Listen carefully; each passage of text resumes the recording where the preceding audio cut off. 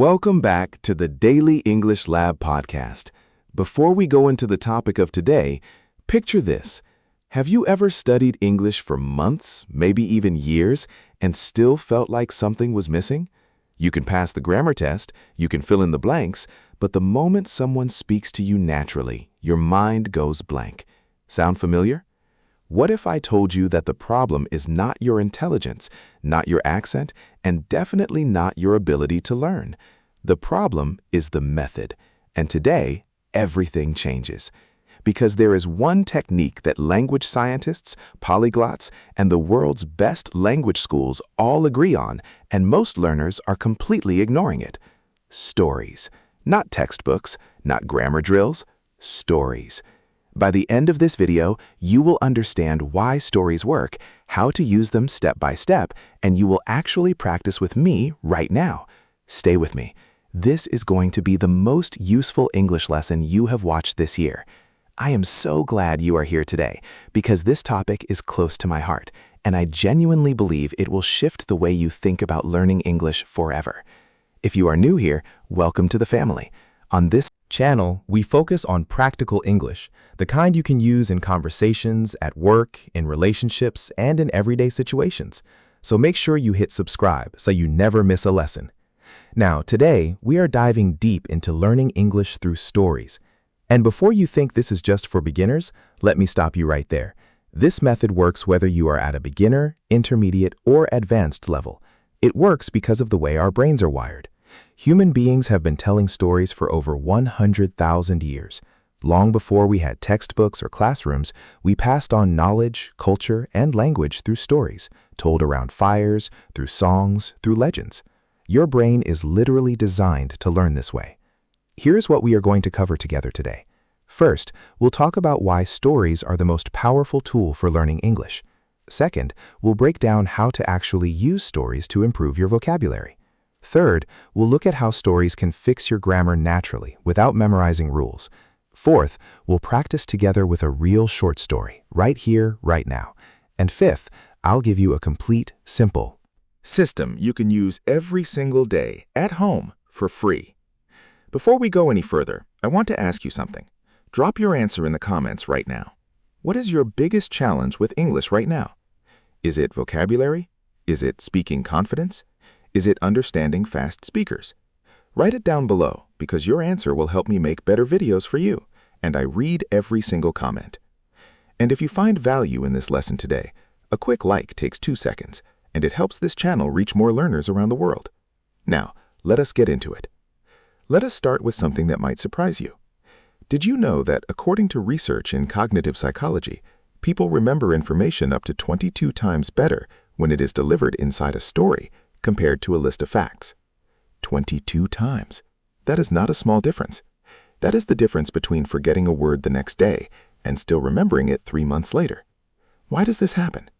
Because when you hear a story, your entire brain lights up. The language centers activate. The emotional centers activate. Even the sensory parts of your brain start firing, the parts responsible for smell, taste, and movement. When you just read a definition in a dictionary, only a tiny part of your brain responds. But when you hear a word inside a story with emotion, with context, with action, it sticks. It becomes a memory, not just information. Think about this. Do you remember what you had for breakfast exactly 2 weeks ago? Probably not. But do you remember the most embarrassing moment of your childhood? Absolutely. You might even feel the emotion just thinking about it right now. That is the power of story and emotion combined, and we are going to use that power for your English today. I want you to pause for just a moment and think about a word in English you have been trying to remember for a long time. Maybe it is a word you have looked up 5 times but keep forgetting. Have you got one in mind? Good. Hold on to it. By the end of this section, I'm going to show you how to lock that word into your memory using a simple story technique. Here is the key idea. Every new English word you want to learn, do not just write it down and repeat it. Instead, build a tiny story around it in your mind. Let me show you with an example. The word is procrastinate. It means to delay doing something you should do. Now, if you just wrote that definition and repeated it 10 times, there is a good chance you would forget it by tomorrow. But here is what you do instead.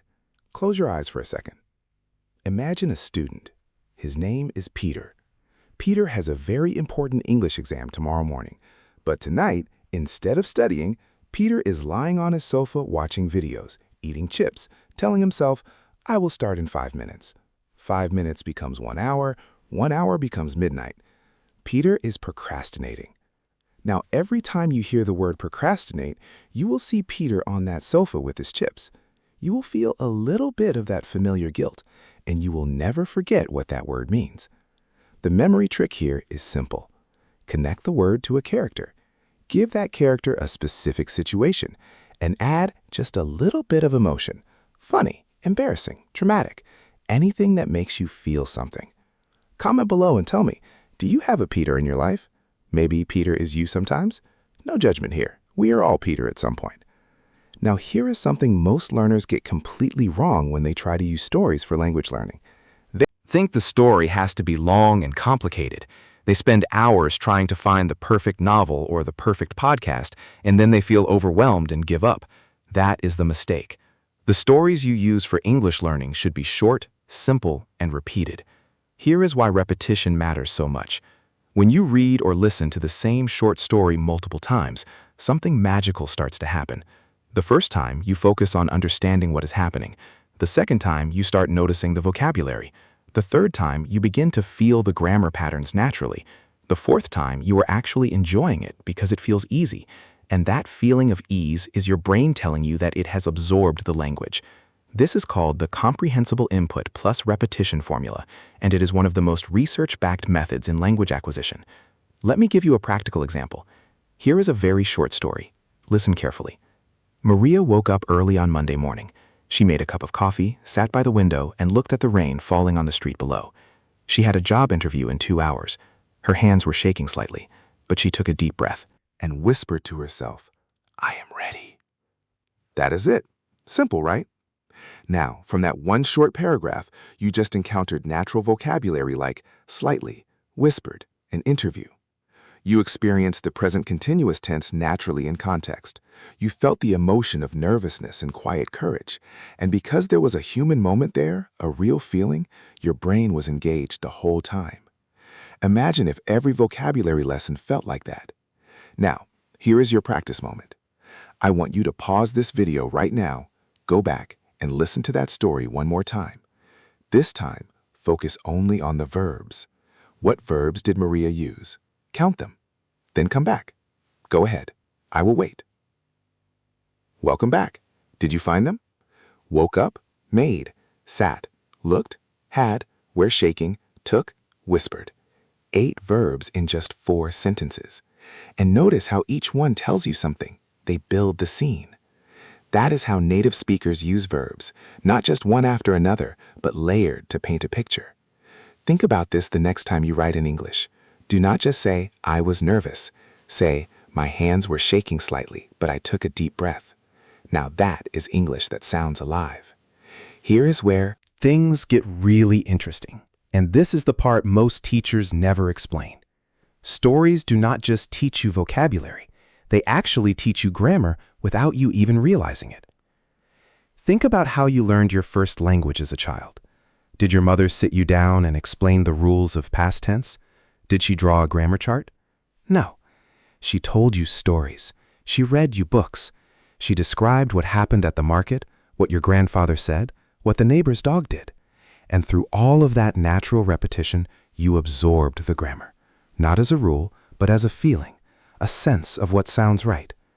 That is what we call grammar intuition, and it is far more powerful than grammar memorization. Here is a common mistake that I see all the time. Someone hears a grammar rule, let us say the rule for using the versus a, and they try to memorize it logically. I use the for specific nouns and a for general nouns.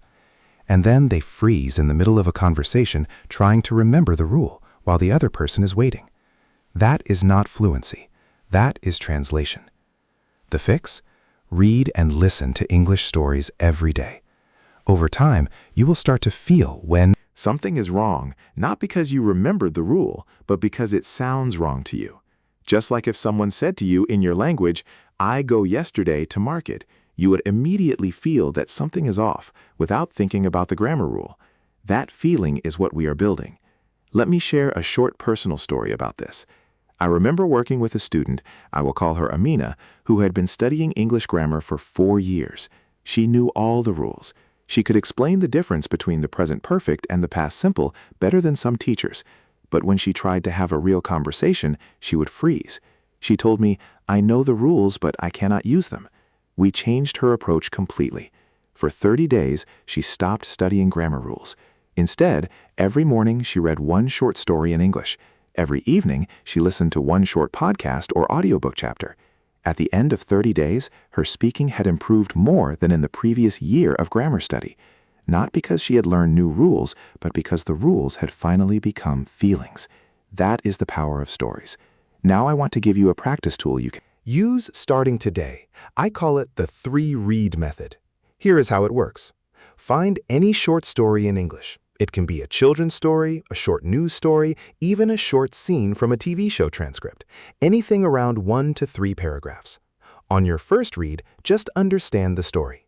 Do not stop for vocabulary. Just get the meaning. On your second read, highlight every word or phrase you do not know or that feels interesting.